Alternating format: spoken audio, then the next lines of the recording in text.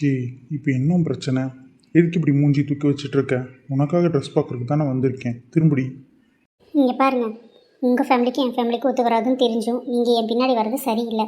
நான் எவ்வளோ சொன்னாலும் நீங்கள் கேட்க மாட்டேங்கிறீங்க. அதுக்கப்புறம் உங்களுக்கு தான் மன கஷ்டம், சரியா? அப்படிங்கப்பா, ரொம்ப அக்கறை தான். நான் மன கஷ்டப்பட்டா என்ன, பட்டாடி உனக்கு என்னடி? உனக்கு தான் என்ன பிடிக்கலன்னு சொல்லிட்டல்ல. சரி, ஏதோ துணைக்கு வந்தேன், அவ்வளோதான். அதுக்கு மேலே உன் விருப்பம். நீங்கள் துணைக்கு வந்த மாதிரி தெரியல, தேவையில்லாமல் தொந்தரவுக்கு வந்த மாதிரி தான் இருக்குது. இப்போ எதுக்கு சக்தியை சேர்த்து கூப்பிட்டு வந்திருக்கீங்க? உங்களுக்கு தனியாக போகணுன்னா எங்கே வேணால் போக வேண்டியதானே? நாங்கள் இருக்கிற கடைக்கே தான் வரணுமா? இனி உங்கள் அம்மா வந்து பார்த்துட்டு உங்கள் பையனை மயக்கிற அது இதுன்னு என்னை பேசணும், இது தானே உங்கள் ஆசை? இது எங்கள் அம்மா அப்படி பேசுனாங்களா? அச்சோ, அதெல்லாம் ஒன்றும் இல்லை. நீங்கள் பேசினதை மறந்துடுங்க. உங்கள் வேலையை நீங்கள் பாருங்கள். இப்போ நீங்கள் எதுக்கு வந்திருக்கீங்க? ட்ரெஸ் எடுக்கிறதுக்கு தானே. போய் உங்கள் செக்ஷனில் என்ன ட்ரெஸ் எடுக்கணுமோ அதை எடுங்க. இப்போ தொந்தரவு பண்ணாதீங்க. ஏய், வாய் வரைக்கும் வந்துருச்சுல. உண்மையே சொல்ல போறியா இல்லை என்ன டென்ஷன் பண்ணாதடி? ஓஹோ, உங்களுக்கு ஒன்றுமே தெரியாது இல்லை? உங்கள் அம்மா வந்து எங்களை எவ்வளோ வேணால் கேவலமாக வேணால் பேசுவாங்க. அதெல்லாம் நாங்கள் கேட்டுக்கிட்டு நீங்கள் வந்து லவ் ப்ரப்போஸ் பண்ணால் ரசப் வேறு பண்ணிக்கணுமோ? என்னடி சொல்கிற?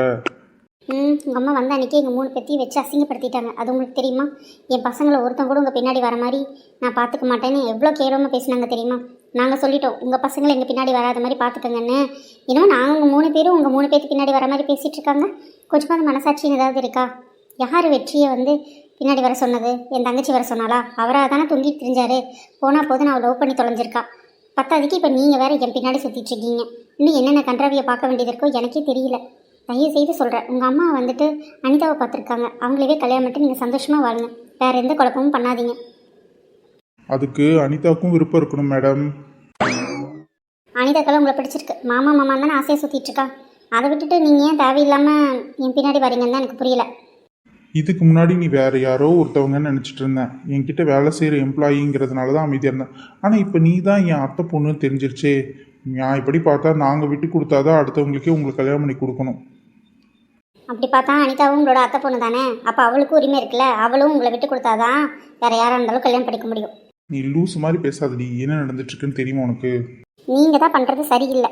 நான் பாருங்கள், சக்தி மாமாவை தான் நான் நேசிக்கிறேன். அவரை தான் லவ் பண்ணிடலான்னு இருக்கேன். அவரை தான் கல்யாணமும் பண்ண போகிறேன். நீங்கள் பின்னாடி வராதிங்க.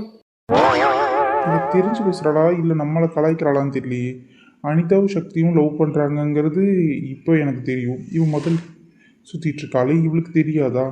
அப்படி பார்க்கும்போது இவ ஏதோ என்னை கலாய்க்கிறாளுன்னு தான் தோணுது. இங்கேருந்து போய் தொலைகிட்டுன்னு சொல்லி பேசுகிறா போலையே. இன்னும் இப்படி படமாக யோசிக்கிறான். நம்ம தப்பாக எதுவும் சொல்லலையே. இந்த சக்தி பையன்கிட்ட வேற சொல்லலை. இல்லைன்னா அவன் எல்லா பிள்ளைங்களையும் சுற்றுற மாதிரி சுற்றிக்கிட்டே இருப்பான். சக்தி இங்கே வா. எதுக்கு சக்தி அக்கா உன்னை கூப்பிட்றாங்க? வேறு எதுக்கா இருக்குண்டி? அதுக்கு 2 தான் சண்டை போட்டுட்ருக்கோம். இவ என்னை ஏதாவது கூத்துட்ருப்பா. அதனால தான் அவன் கூப்பிட்டுருக்கா. விடு, நம்ம ஜாலியாக இருக்கிறது நம்ம பார்ப்போம். அதுக்கு 2 ஏதோ சண்டை போட்டுட்டு கிடக்கட்டும். என்னன்னு போய் பார்க்கலாம் சக்தி. நமக்கே கொஞ்ச நேரம் தாண்டி டைம் தனியாக கிடைக்குது. பேசாமல் இருடி. நீ சொல்லும் இல்லை. நீ தெரிஞ்சவே மாட்டேன். எங்கே உங்கள் ஐத்தா வரல? சக்தி மாமா இங்கே வாங்க ப்ளீஸ். என்னடி மாமனெல்லாம் கூப்பிட்றா? கன்ஃபார்மாக இங்கே 2 சண்டை போட்டுட்டு இருக்குங்கன்னு நினைக்கிறேன். என்ன மாமா, நான் இவ்வளோ ஆசையாக கூப்பிட்ற வரவே மாட்டேங்கிறீங்க? ஏய் சக்தி, நீ உன் வேலையை படுறான். கன்ஃபார்மாக சண்டை தாண்டி. ட்ரெஸ் எடுக்க வந்ததுக்கு பேசாமல் இருந்துக்கலாம். இங்கே இருக்கிறது எல்லாமே நல்லா தான் இருக்கு. நீ அவங்கள டிஸ்டர்ப் பண்ணுற வேலை வச்சுக்காத. ஒழுங்காக இதில் ஏதாவது ஒன்று எடு. எனக்கு வேணவே வேணாம்ப்பா. இங்கே பாரு, ஒழுங்காக எடு. இல்லாட்டி நானே எடுத்து கட்டி விட்டுருவேன் சக்கரத்தை. நீ பண்ணாலும் பண்ணக்கூடிய ஆளு தான். எனக்கு வேணாம்னு சொல்கிறேன்ல. எடுடி. பாரு, அனிதாவுக்கு, சுனிதாவுக்கு, அதுக்கப்புறம் உங்கள் அக்காவுக்கு, உனக்கு 4 பேத்துக்கு சேர்ந்து எடு, சரியா? எனக்கு எடுத்துகிற வந்துட்டு எல்லாத்துக்கும் எடுக்க சொன்ன நம்பர் பொறுத்து. என்ன யோசிக்கிற? ஒன்றும் இல்லை, எனக்கு தேவையில்லை, நாங்களே எடுத்துக்கிறோம். சரி, நீ ஏன் எடுடி. எடு. கூடவாவது வந்து நிற்கிற நீ. தள்ளி நீங்கள் தான் எடுக்க முடியும். தயவு செய்து கொஞ்சம் தள்ளி நிற்கிறீங்களா? என் வேலையை பார்க்க விட்டுறீங்களா? ரொம்ப இரிட்டேட் பண்ணிகிட்டே இருக்கீங்க. போங்க மேடம், போங்க. ஓகே, நல்லா தான் இருக்கு. ஆனாலும் ஏதோ ஒரு மாதிரி இருக்கே. என்னடி இப்படி ட்ரெஸ்ஸை போட்டிருக்க? எனக்கு ஒரு மாதிரி இருக்கே. என்ன எப்படி போட்டிருக்காங்க? லண்டனில் இதை விட மோசமாக போட்டு தான் பார்த்துருப்பேன். நான் போட்டதான் எனக்கு பெருசாக தெரியுதோ? அவங்களெல்லாம் அப்படி பார்த்தது இல்லையே உன்னை. எதுக்கு இப்போ நெருங்கி வரேன்? இல்லை, இவ்வளோ ஹாட்டாக இருந்தால் என்ன பண்ணுறது? இதுக்கு தான் அவன் முன்னாடி ட்ரெஸ் மாற்ற மாட்டேன்னு சொன்னது போல் அந்த பக்கம். கடற்கரை இவன் முன்னாடி இந்த மாதிரி ட்ரெஸ்லாம் பண்ணவே கூடாது போல். இப்படி பார்க்குறான். பார்க்குறதே சரியில்லையே. அனிதா சீக்கிரம் வாடி. அக்கா நீ எடுக்கா, நான் இங்கே செலக்ட் பண்ணிகிட்ருக்கேன். 2த்துக்குமே வேறு வேலை இல்லை போல இருக்கே. ஏய், திரும்ப திரும்ப அவங்க கூப்பிடாதேன்னு சொல்லிட்டு இருக்கேன்ல, போ வேற ட்ரெஸ் பாரு போ. அடடடே, தேவதையே தாண்டி நீ, ஐயோ ஆல்ரெடி. டேய், நீ பேசுகிறதே சரியில்லை. முதல்ல இங்கேருந்து அந்த பக்கம் போறியா? என்னை ட்ரெஸ் பண்ணவே விட மாட்டேங்கிற. ட்ரெஸ் பண்ணிட்டு வந்து நின்னாலும் நீ ஏதோ ஒன்று சொல்லிக்கிட்டே இருக்கேன். இப்போ எல்லாமே கரெக்டாக அட்ஜஸ்ட் பண்ணி தானே போட்டிருக்கேன். அப்படின்னு உனக்கு ஒன்றும் இல்லை, மனசு கேட்க மாட்டேங்குது. நீ வேற இப்படி இருக்கியா, அலைப்பாயுதே. ம் வெட்டி பிடிப்பேன். போட அந்த பக்கம். ஏய் ப்ளீஸ் டி, ஒரே ஒரு உமா குறி. ஆ உன்னை கல்யாணம் பண்ணிக்க போகிற பொண்ணுக்கிட்ட தானே கேட்கணும். என்கிட்ட வந்து இப்படி கேட்டுட்டு இருக்கேன். போட அந்த பக்கம். ஹலோ, கொன்றுவேன். ஒழுங்கா இந்த ட்ரெஸ் எடுத்துக்க, சூப்பராக இருக்கும் உனக்கு. உனக்கு பிடிச்சிருக்குன்னா எனக்கு வேணவே வேணாம். போ. நம்மளுக்கு பிடிச்சிருக்குன்னா அவளுக்கு பிடிக்காது போலயே, ரொம்ப திமிர் பண்ணுறா. அது ரெட் சூப்பராக இருக்குது, அதை எடுத்தானே நல்லாலேன்னு சொல்லுவோம், அப்போ தான் அவள் எடுத்துப்போம். ஐயோ என்னதான் சாமி, அவள் கலருக்கும் அவள் இடுப்புக்கும் அந்த ட்ரெஸ்ஸுக்கும் ஐயோ தேவையில்லாமல் எனக்கு தோன்றாளே. டேய் ரகு, இங்கே வந்து தப்பாக போச்சுடா. என்ன இந்த பக்கி இப்படி பார்க்குது? ட்ரெஸ்ஸு நல்லா இருக்கோ? அதான் ரொம்ப பார்க்குதே.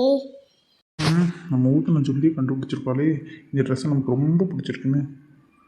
பார்க்குறது சூப்பராகவே இருக்கா, நல்லா இருக்கு இவளுக்கு இந்த ட்ரெஸ்ஸு. இது எப்படியாவது எடுத்து வைக்கணுமே, நம்ம நல்லா இருக்குன்னு சொன்னால் இவ வேண்டாம் வேண்டான்னு இழுக்குவா. Okay, idea okay. கண்டிப்பாக இந்த ட்ரெஸ் நல்லாயிருக்கும்னு நினைக்கிறேன். அதனால தான் எப்படி பார்க்குது. எனக்கு இந்த ட்ரெஸ் ரொம்ப பிடிச்சிருக்கே. இந்த நாயினால் வேண்டாம்னு சொல்ல போகிறேன்னு நினைக்கிறேன். இவன் மட்டும் பிடிச்சிருக்குன்னு சொல்லட்டும், தூக்கி வீசிட்டு வேறு ட்ரெஸ் எடுத்துக்கிறேன் பாரு. பேக், ஐயோ கேவலமாக இருக்குடி, தயவுசெய்து இந்த ட்ரெஸ்ஸை மட்டும் போடாது. லண்டனில் வளர்ந்துருக்கேன்னு சொல்லியிருக்கேன், இப்படி போய் சிவப்பு பச்சைன்னு ட்ரெஸ் செலக்ட் பண்ணுற அறிவில்லை என்ன? திருவிழாக்கு தகுந்த மாதிரி கூழ் ஊற்றுறக்கோசரம் இந்த சிவப்பு ட்ரெஸ்ஸை போட்டிருக்கியா? கேவலமாக இருக்குது. தயவுசெய்து இந்த ட்ரெஸ்ஸை மட்டும் எடுக்காத. எனக்கு பிடிச்ச இதுக்கு முன்னாடி எடுத்தியா, அது போல் சூப்பராக தேவதை மாதிரி இருக்கும். சீச்சி, எனக்கு இந்த ட்ரெஸ் தான்ப்பா ரொம்ப ரொம்ப பிடிச்சிருக்கு. வந்ததே திருவிழாக்கு, இதில் கூழ் ஊற்றுற மாதிரி இருந்தேன்னா கூழ் ஊற்றுற மாதிரி இருந்தேன்னா பேசாமல் இருடா. எனக்கு பிடிச்சி நான் ஒன்றும் எடுக்கல, எனக்கு பிடிச்சதை எடுக்க வந்திருக்கேன். சரியா? நீ வேணா உன் பொண்டாட்டிக்கு போய் செலக்ட் பண்ண. ஓகே சந்தோஷம், எடுக்கட்டும் எடுக்கட்டும். நான் போகிறேன்ப்பா, நீ என்னமோ பண்ணித்தோல போ. மூஞ்சி பாரு. ரகு, பிளான் சக்ஸஸ்டா. எப்படி எனக்கு பிடிச்ச ட்ரெஸ் எடுத்து வச்சனோ அதே மாதிரி உனக்கு பிடிச்ச என்ன எங்கள் வீட்டுக்கு கூட்டிகிட்டு போகாம விடவே மாட்டேன்டி. பார்த்து என்னடி என்னாச்சு? ஏன் ரொம்ப சோகமாகவே இருக்கேன்? ஒன்றும் இல்லைக்கா, சில விஷயம் நம்மளை மீறி நடக்கும்போது ரொம்ப கஷ்டமாக இருக்கும்ல, அதுதான் என்ன பண்ணுறதுனே தெரில. வெற்றி தேவையில்லாமல் நிறைய பிரச்சனை பண்ணியிருக்காரு, அதுதான் யோசித்தேன். அதை நினச்சி நான் தாண்டி கவலைப்படணும். உனக்கு என்ன அதை பற்றி பிரச்சனை? நல்ல விட அக்காக்கு நான் லவ் பண்ண தெரியாது, தெரிஞ்சதுன்னா ரொம்பவே மனசு உடைஞ்சு போயிடுவாங்க.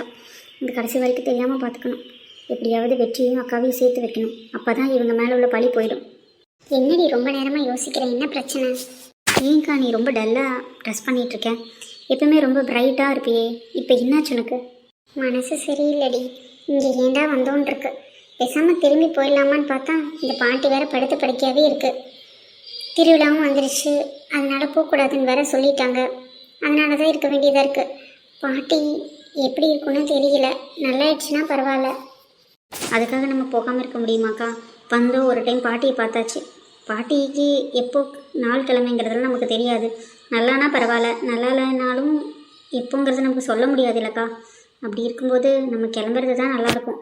ஆமாண்டி சுனிதா, எனக்குமே இங்கே இருக்கிறதுக்கே விருப்பமே இல்லை. எப்பவுமே மனசு ரொம்ப வேதனையாகவே இருக்குடி, கஷ்டமாக இருக்குது தெரியுமா? சரி விடுக்கா, பார்த்துக்குவோம்.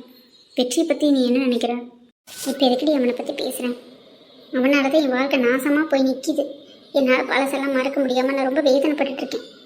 வேறு யாரையாவது கல்யாணம் பண்ணலானாலும் இதெல்லாம் சொல்லாமல் கல்யாணம் பண்ணி அவங்கள ஏமாத்துறதுக்கு எனக்கு உடன்பாடு இல்லை. என்னை பொறுத்த வரைக்கும் நான் என்னை கல்யாணம் பண்ணிக்க போகிறவங்களுக்கு உண்மையாக இருக்கணும், அவ்வளோதான். பேசாமல் நீ வெற்றியவே கல்யாணம் பண்ணிட்டா உனக்கு இந்த பிரச்சனை இருக்காது இல்லைக்கா? என்னடி சொல்கிறேன்? நான் எப்படி அவனை கல்யாணம் பண்ணிக்கிறது? உன்னோட மானம் போனதுக்கு காரணம் அவன் தானா? அப்போ அவனை கல்யாணம் பண்ணிட்டா போன மானம் திரும்பி வந்த மாதிரி தானே? இல்லடி இல்லை, என்னால் அவனை கல்யாணம் பண்ணிக்க முடியாது. அவனும் இல்லை, வேறு யாரையும் என்னால் கல்யாணம் பண்ணிக்க முடியாது. எனக்கு அதில் உடன்பாடே இல்லை. இப்போ வரைக்கும் அவன் பண்ண தப்ப அவன் ஒத்துக்கவே இல்லை. அப்படி இருக்கும்போது எப்படி சொல்லு? கல்யாணம் பண்ணிட்டா மட்டும் என்னை ரொம்ப சந்தோஷமாக பார்த்துக்குவானா? இன்னும் வெறுப்போடு தானே இருப்பாங்க. அதெல்லாம் நான் சரி பண்ணி தரேன்க்கா, நீ கவலையே படாத. எனக்கு எதுவும் சொல்ல தோணலடி, எதுவுமே சரியாக வரும்னு எனக்கு தோணலை. நீ அமைதியாரு, உனக்கு அதில் ஓகேவா மட்டும் சொல்லு. என்னை பொறுத்த வரைக்கும் அவன் என்னை உண்மையாக நேசித்து கல்யாணம் பண்ணணும். நான் வந்து அவனுக்கு எல்லாம் முக்கியமாக தோணி கல்யாணம் பண்ணணும். ரெண்டாவது விஷயம், அவன் நடந்த பிரச்சனையை அவன் தான் பண்ணான்னு ஒத்துக்கணும். அப்போ தான் நான் அவனை கல்யாணம் பண்ணிப்பேன். உனக்கு இருக்கிற எல்லா பிரச்சனையும் நான் தீர்க்கிறக்கா, கவலையே படாத.